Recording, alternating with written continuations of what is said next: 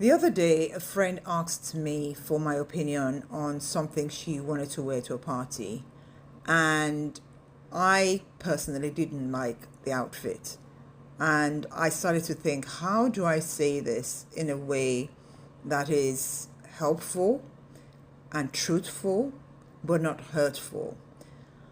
And that really led me to realizing that a lot of the time, when we are trying to balance this need for authenticity, to be honest, to be ourselves, to say exactly what we think, to show up as our true selves, it can be really hard when we have to tell people difficult things.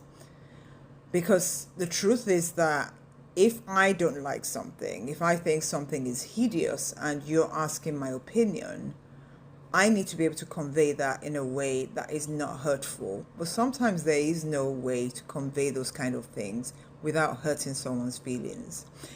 And the reality is, telling people the truth is not always easy. Sometimes telling someone the truth is going to hurt them, and there's no way around that. And I don't think that we can sacrifice our authenticity because we're trying not to hurt someone's feelings. But I think what's important is understanding that we need to think carefully before we speak about the kind of words we're going to use. Are they kind words? About what we're going to say, how necessary is what we're going to say, and most importantly, how helpful is it going to be? Because if what you're about to say is not helpful, is not kind, and is not necessary, then you might want to think about how you evade that question or what you do with that question. I am not saying you need to lie, and I'm not subscribing to that idea. I think it's very important for us to learn to be authentic in our dealings with people. But I think we also need to recognize there are times when we need to be careful. We need to be tactful and diplomatic. We need to think about the words we're going to use, because sometimes it's not even what you say, it's how you say it.